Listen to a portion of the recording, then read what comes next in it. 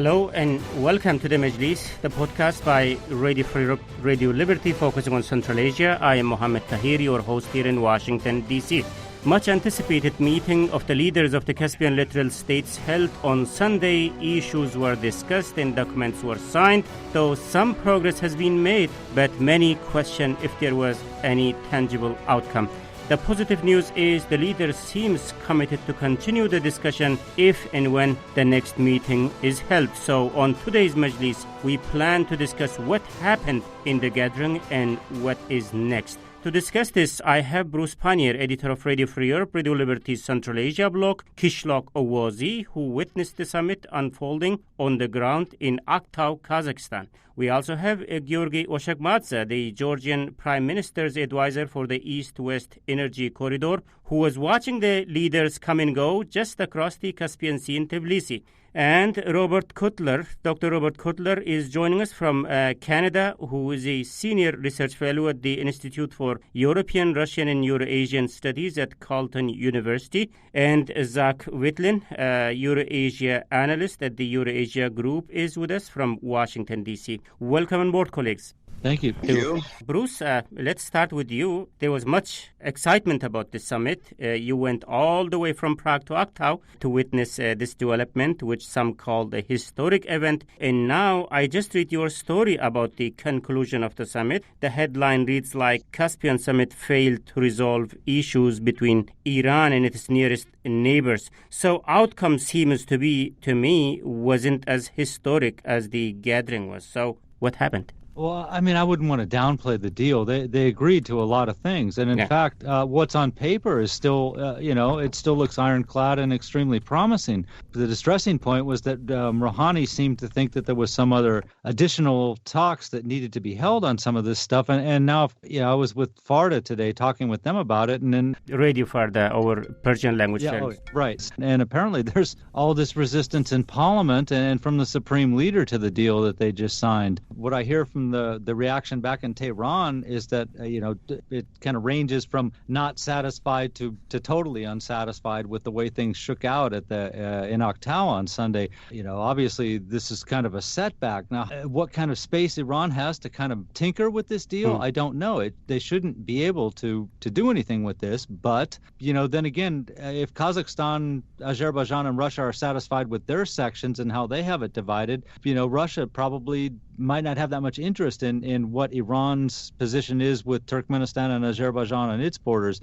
Again, according to the deal, this should all be resolved, and there shouldn't be any problem anymore at all. But Iran has a history of agreeing to things and then trying to renegotiate sections of it later on, and it appears that we're kind of repeating that again.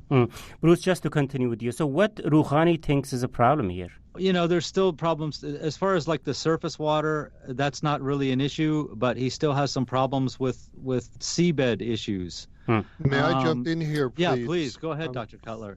Bruce, I do not hold you responsible for the headline to your article, but I regret that I'm obliged to note that you've just repeated a common misinterpretation. First of all, there's no basis for skepticism. Everything you said about the deal being done is correct. The further negotiation that Rouhani referred to has nothing to do with the seabed.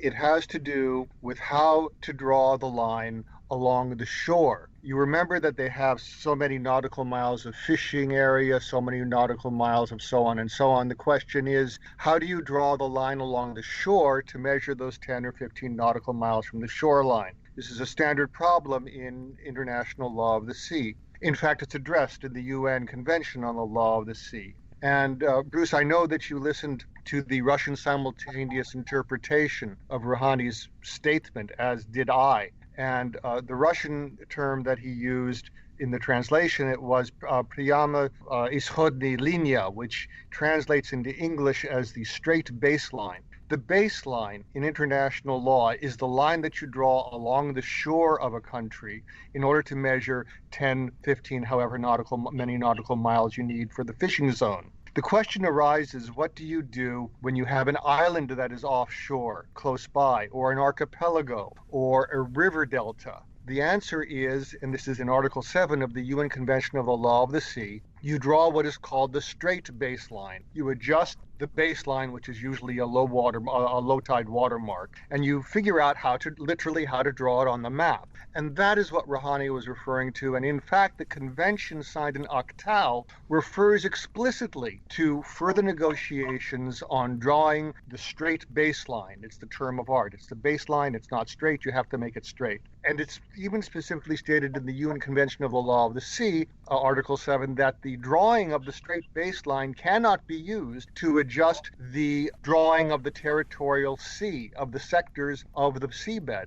So please excuse me, but it's imperative that this interpretation should not be widespread. There is no question about the seabed. The convention itself states that no five-party requirement is required, that all agreements will be bilateral between either adjacent or opposing, that is, one on different sides of the sea, countries. And it's really just a very technical issue that should not and does not prevent the observation of the convention because, and I'm sorry, this is the last thing I'll say during this particular segment, because the Vienna Convention on the Law of Treaties also states that a signatory to a treaty must observe its terms even before it has ratified the treaty. So there's really no question in my mind about this. And I thank you for the opportunity to resolve the misunderstanding. Yeah, sure, Dr. Kotler. Thank you very much for that. But, I understand the conventions that signed earlier and the ones you are referring to. But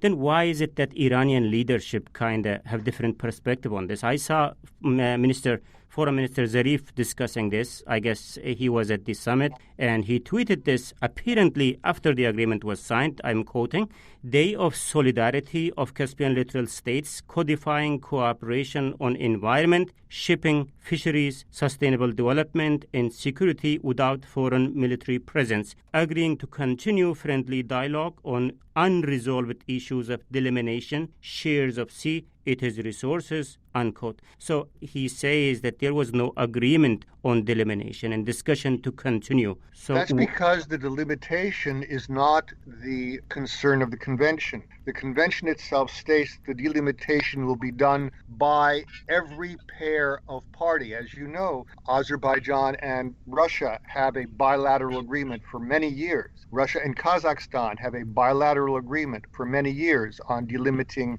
their sectors.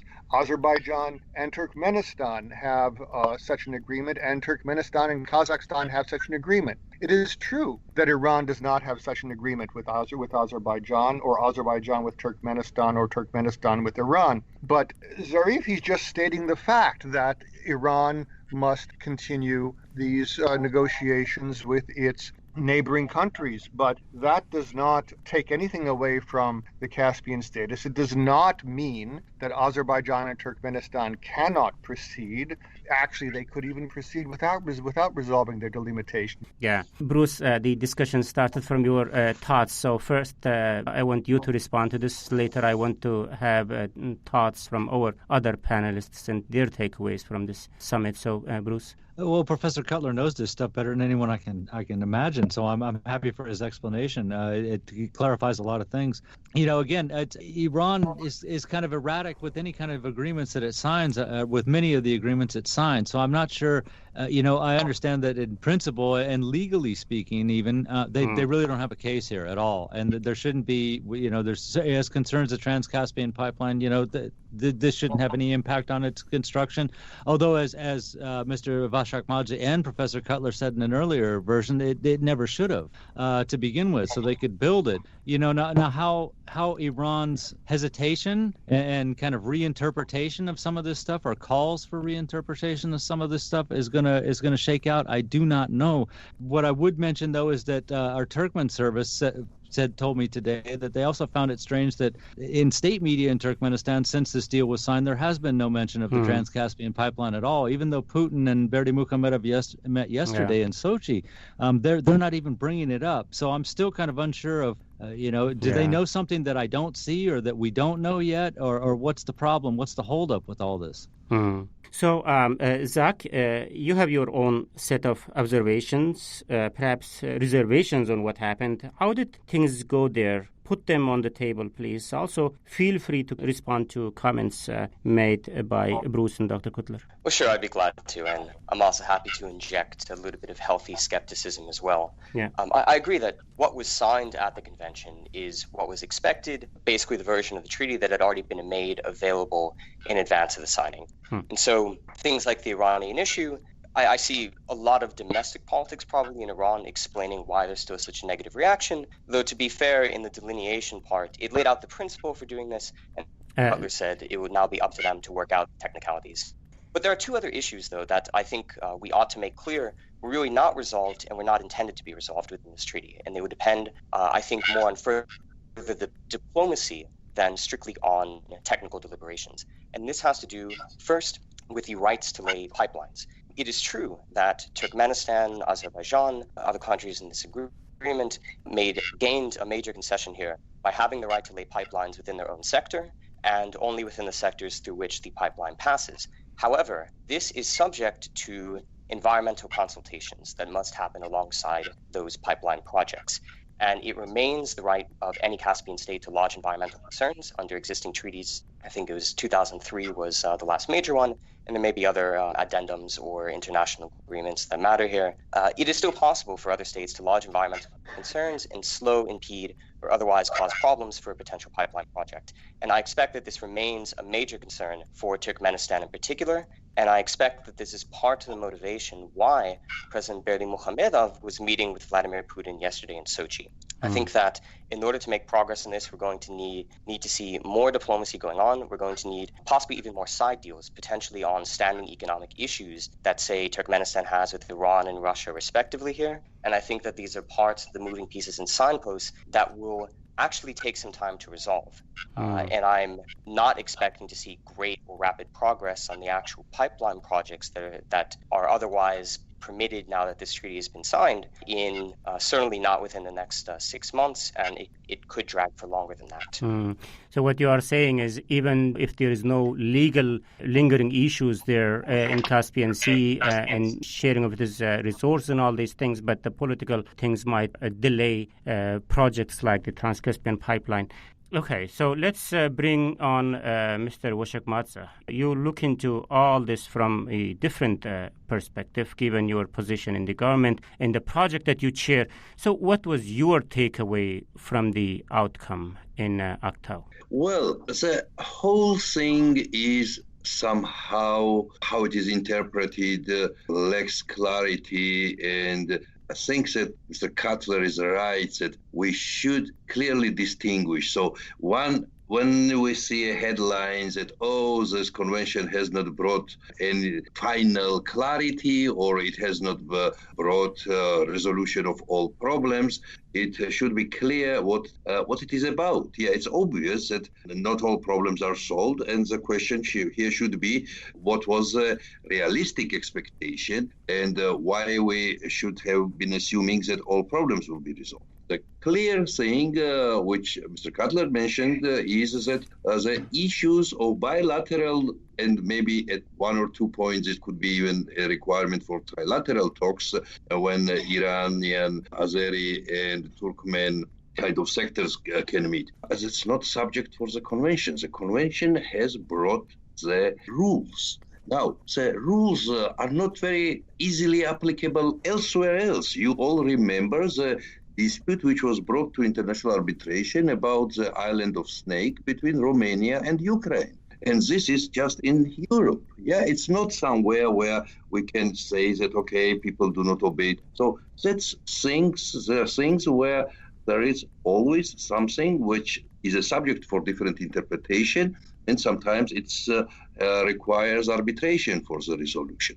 So that's one thing which is clear, that there is a remaining work, and this remaining work is important because this remaining work will actually give a clear answer who owns what, precisely. But again, this was not something which we should have expected. And secondly, the process is not starting after the convention. This has been for a long history, and parties are trying to make steps to reserve their future negotiation position. So that's clear.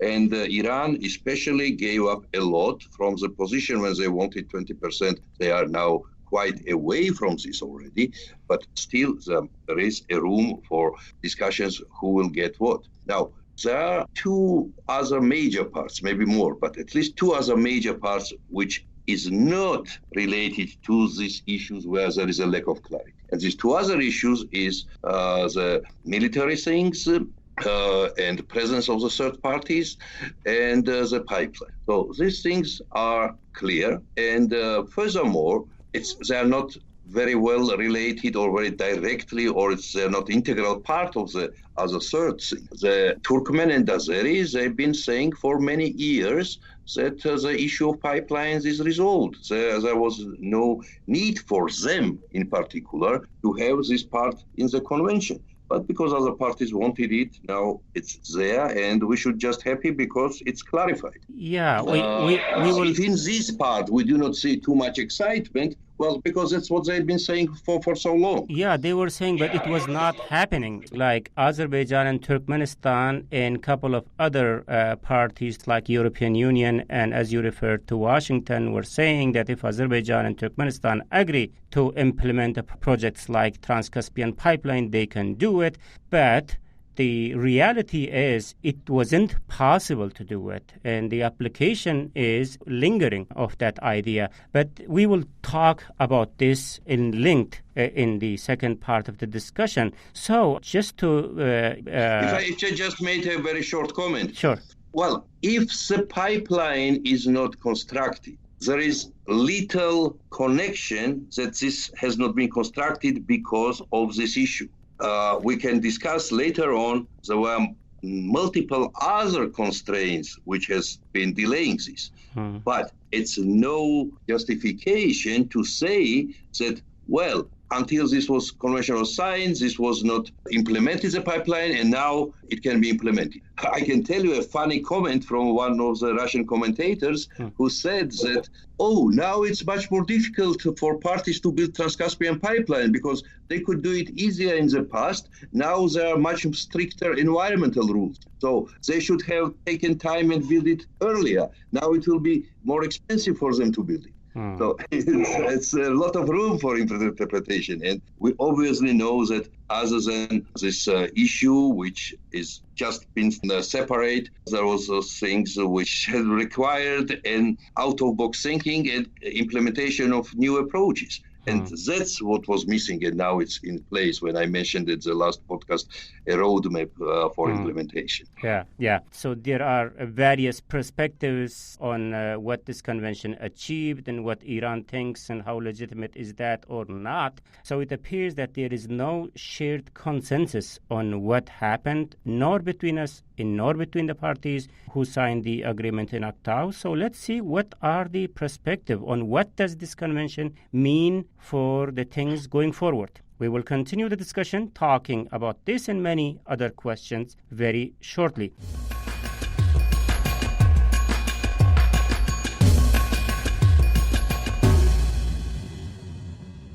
First, let me recap the debate that today on the Majlis, Radio Free Europe, Radio Liberty Central Asia podcast, we are discussing the outcome of the recent high-level summit of the Caspian littoral states and what did it do about the lingering disputes involving the sea and its resources. Joining me in the discussion are from Prague, Bruce Pannier, editor of Radio Free Europe, Radio Liberty Central Asia blog, Kishlok Owozi. From Tbilisi, Georgia, Georgi Washakmadze, the Georgian Prime Minister's advisor for the East-West Energy Corridor. From Ottawa, Canada, Dr. Robert Cutler, Senior Research Fellow at the Institute for European, Russian, and Eurasian Studies at Carleton University. And from Washington, D.C., Zach Whitlin, Eurasia Analyst at the Eurasia Group. I am Mohammed Tahir, also based in Washington, D.C. Welcome back, colleagues. So what I heard so far, in what I read so far in the articles, some of them authored by this panel, that when it comes to separation of boundaries, this convention didn't give at least any number. ecological question is another lingering problem, at least to be used as a tool of convenience. And President Rouhani left the gathering with his own set of reservations, only to find himself in the hot water back home. So, Bruce, maybe we can start with you. So let's break down some of these issues. My feeling is that the outcome wasn't what you exactly expected, Bruce. What went wrong? And what could solve the sticking points that came on the way of any resolution? Well, I mean, when Rouhani started talking about border division and, further talks, and of course he made some comments about not just the foreign militaries, but when he referred at the end of his speech to foreign military cargo too. The other presidents in their opening remarks and pretty much in their closing remarks stuck with topics that they wanted to emphasize were important, that were part of the Caspian Agreement that everyone had. Now, it was my expectation anyway that when we came and we watched this, that this was just going to be the last word and we were all going to be good with this and everyone would be satisfied and go ahead with whatever projects they were kind of planning. But Rouhani's comments indicated that there were some issues anyway that Iran was not totally satisfied with, which seems strange because, like I said, there's 52 meetings of working groups, 5th summit they've had on this, 22 years. Like, how could you show up at this big summit and then try to imply that there might be some wiggle room here and there's need for other things to be discussed? Now how to resolve these problems, that's a good question. I do Central Asia obviously all the time. And so, the Turkmen and Iranian relations are not good right now. Turkmenistan could use good relations with Iran for a lot of reasons, if nothing else, for part of transit, part of the, Obor and things like that. So, but we know that there's a problem over this gas issue, which dates back, 10 years of Turkmenistan saying that they want this payment. So it's not so much the Caspian, I think, that's a problem with some of this stuff as outside issues that play a role in the relationship between these countries and why Iran might take a certain position that maybe really has not as much to do with the Caspian as it does with a bilateral relationship it has with Turkmenistan, say, or something like that. But they're going to have to try to resolve this so that they get themselves on good terms. Now, another big question about this is what exactly do Russia and Iran talk about when they talk about the Caspian Sea? We know that Russian and Iranian relations are on a different level than they were, 5 years ago. They cooperate in Syria. They are both targets of U.S. sanctions at the moment. So they have a lot that brings them together, that keeps them in common. And what kind of deals they agree to in the back rooms without Turkmenistan, Azerbaijan, and Kazakhstan knowing about is another question. What does Russia offer something to Iran to calm them down about the Caspian deal, or do they, behind closed doors support some Iranian positions and say, we won't come out publicly and say anything about this, but we understand your concern and go ahead and press your case and see what happens. So it's still, in my mind, it ended up being a very confusing picture at the end.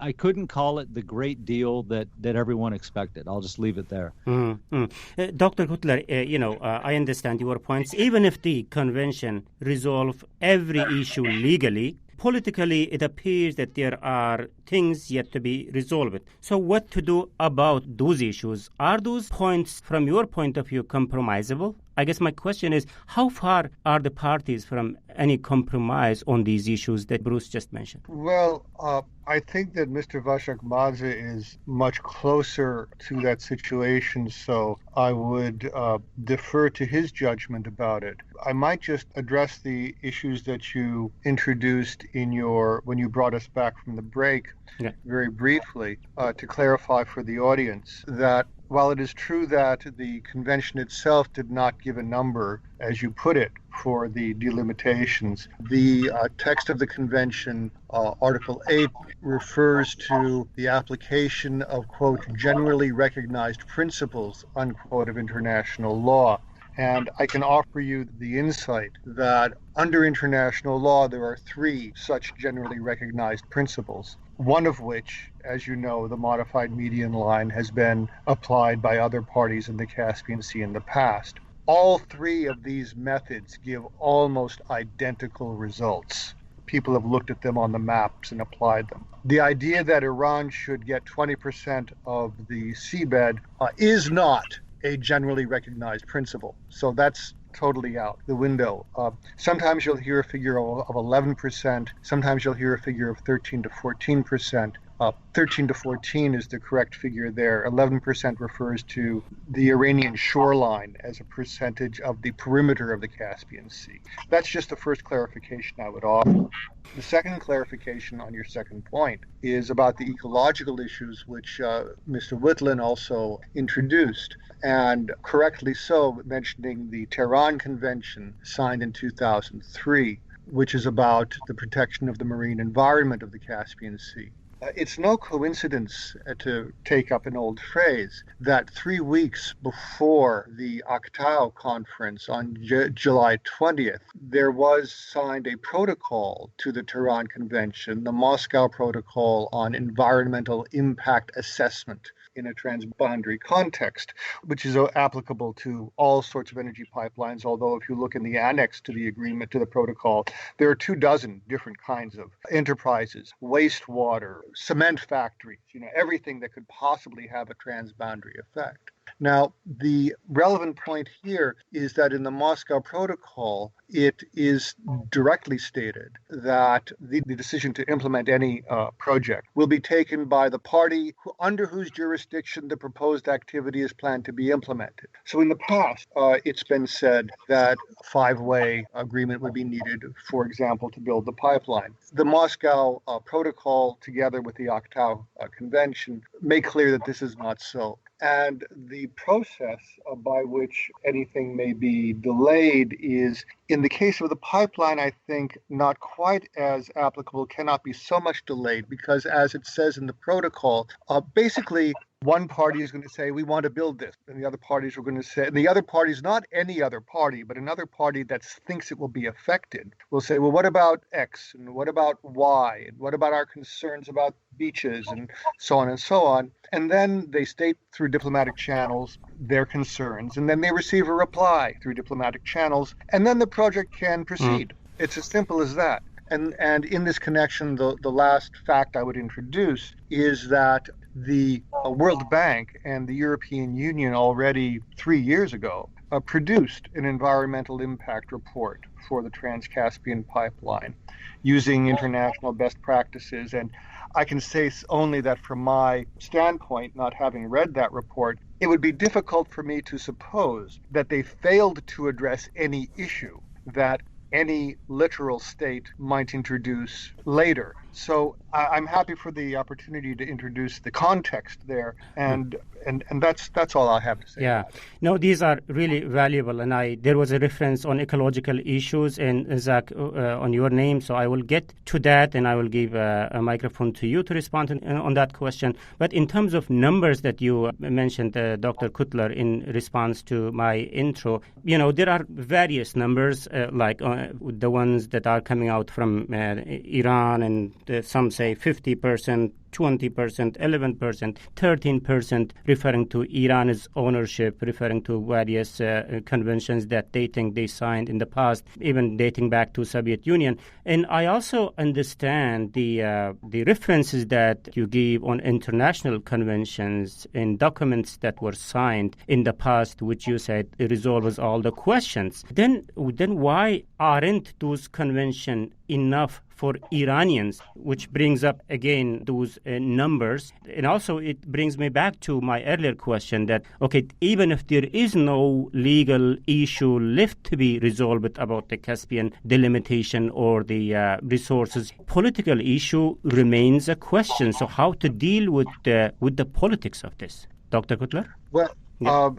I am not a close observer of Iranian events, but I think that anyone would be able to see that there's a great deal of political ferment inside Iran today, and that the leadership and indeed the political structure of the regime fails to have a consensus amongst the population, which suffers much more so than is explained in the Western press from economic deprivation, not to mention police repression. And so, of course, and even in the Majlis in Iran, there are objections to the policies, in particular the economic policies of the regime in place in Iran.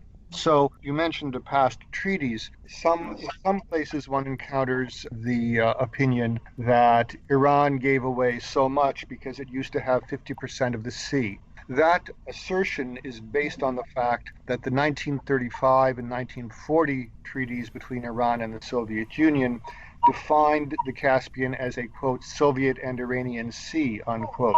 But it never delimited any waters. It never mentioned delimitation of waters, and open parenthesis, it certainly didn't talk about exploitation of energy resources. So Iran being one of two parties to those treaties is the basis on which there's alleged to be or asserted to be a 50-50 split. It's not so. The 20% comes from the long-standing Iranian assertion that the seabed should be shared in a manner that can be translated either as equally or equitably.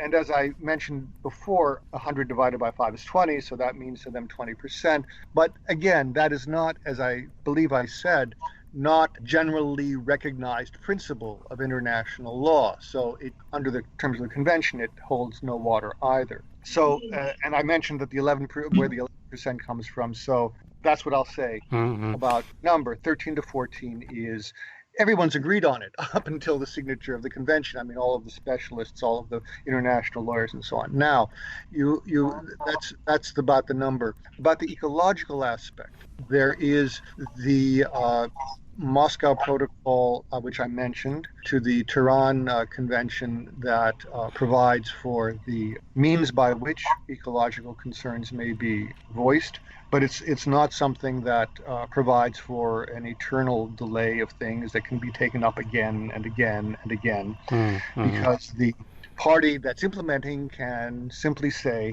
we've consulted, you had questions, these are the answers to your questions, we're now going to proceed.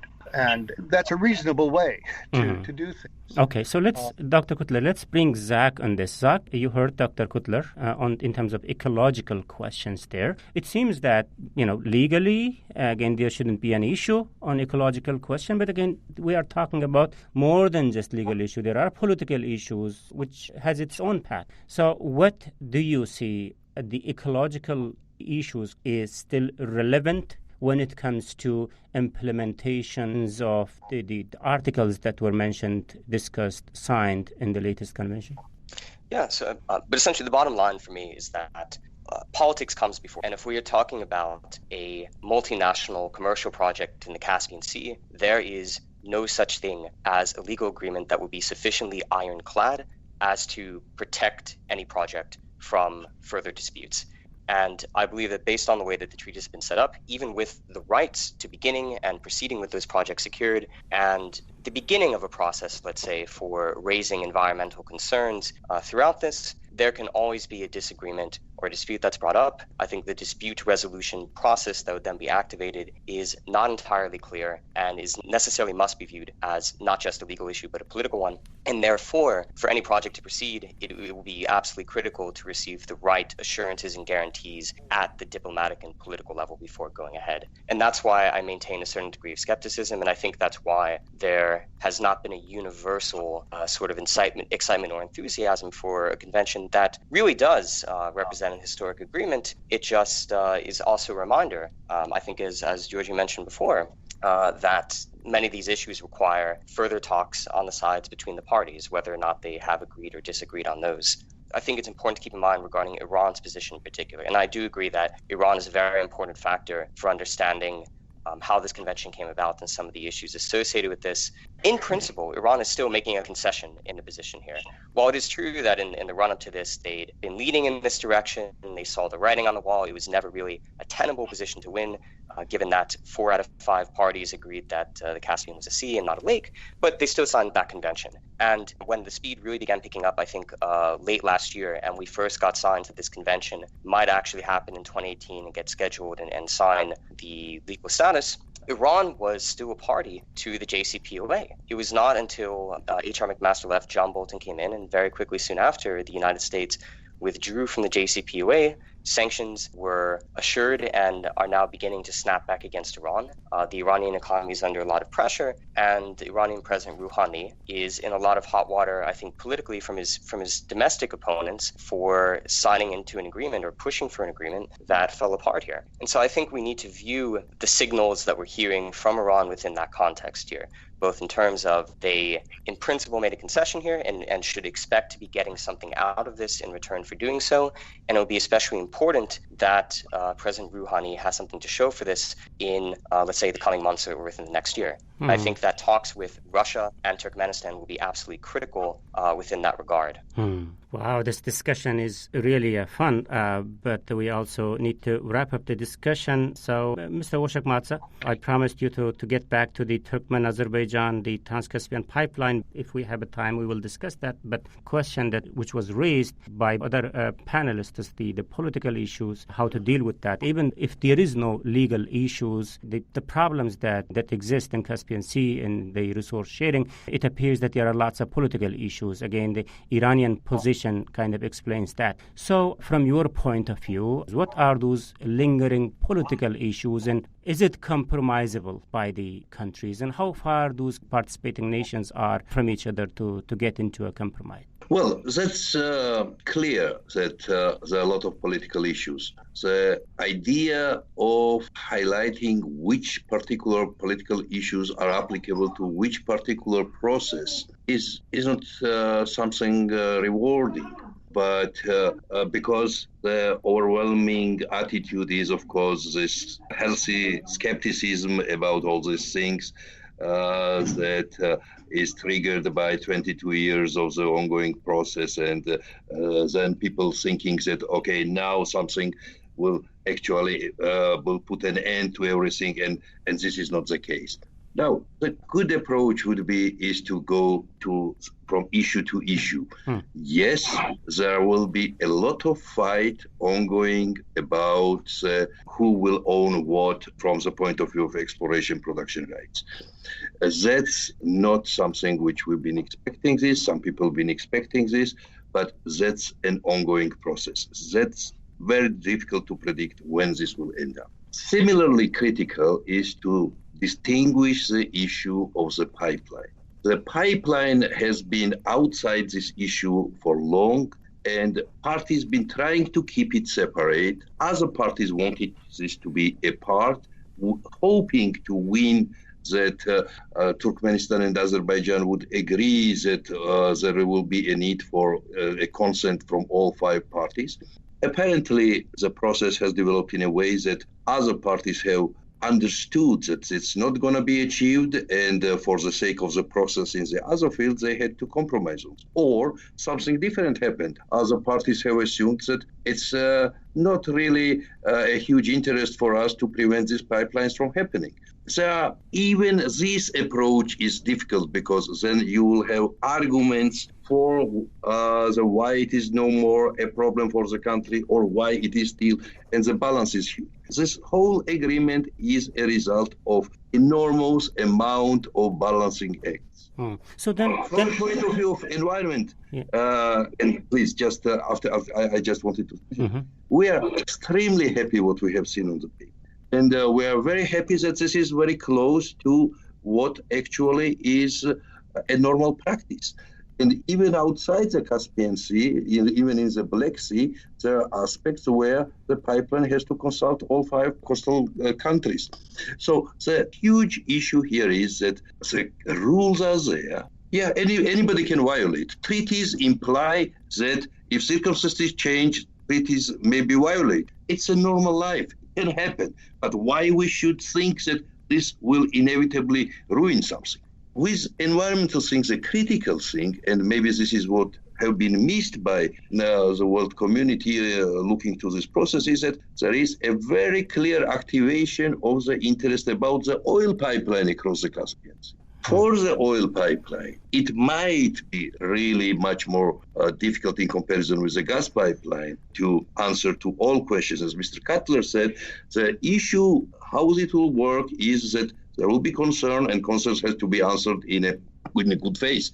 Now, we should not forget that there are 5,000 kilometers of pipelines already on the seabed of the Caspian Sea. And we have not heard any major disasters or minor disasters, except in the north part where there was a big issue with Kashagan. Otherwise, yes, we have the instruments in practice. The environmental scoping that Mr. Cutler mentioned has been performed by one of the best companies in the world, the RSK Radian. They know this. And their conclusions, and I obviously have this report, and this report is a cornerstone of further works for engineering and so on, which is ongoing now. Its conclusions are extremely clear. The summary is on the web. Everybody can see it. It says that there is no environmental concerns that are of the character of unsurmountable or posing a major problem. So this process will be smooth. And if there will be more political, more healthy optimism also, and more questions asked about Trans-Caspian, rather than just this healthy skepticism which we have for 20 years, for many reasons. And overwhelmingly, actually, very little amount of works which would say why Trans-Caspian can happen. 99% of works you can see usually asks the question, this is why Trans-Caspian cannot happen. And sometimes the arguments are artificially brought and not critically analyzed. That's all. So I think that because of this psychological perception that, okay, Russia can always ban it politically, Iran can always ban it politically, it was outside of people's interest. I had an interview yesterday with one of the major worldwide consultancy company who said, we admit that we have not been following Turkmengas prospects because we thought it's not possible. And now, hopefully, this will be a major result of this. As I said, legally, it has not changed anything for Trans-Caspian, but from perceptional point of view, it will change a lot, and there will be a much more interest, and there will be a possibility to answer questions and get interest involved, because in the end of the day, well, we're not talking about pipeline. What we're talking is about Europe's benefit, Europe's consumers benefit. What we are talking about is that cementing Central Asia closer with the West, which is in everybody's interest who wants kind of good thing about this part of the world. It's about strengthening South Caucasus, where much more political interest will appear if Caspian will become a bigger supplier to Europe than just merely 10 BCM.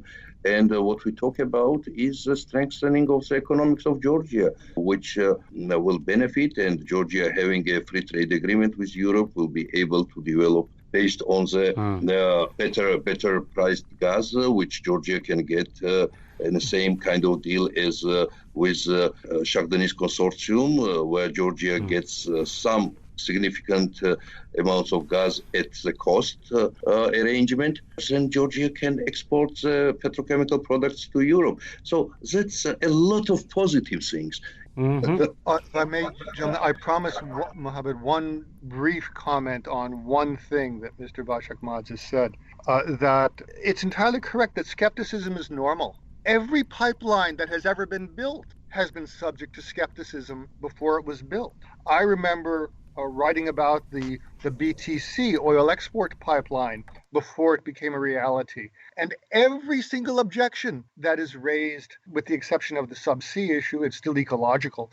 Every single objection that is being raised against or to be skeptical about the Trans-Caspian pipeline was raised about the Baku-Tbilisi-Ceyhan pipeline, which was built. So skepticism is normal. It's par for the course, and it's to be expected. And we shouldn't exaggerate, in my view, the skepticism, because it's to be expected. Thank you. That's all. Yeah. So we need to really wrap up our discussion here. So, let's do that with Dr. Cutler, with you. So skepticism aside, so what is next? Is this pipeline project, is this happening now? And when it's happening?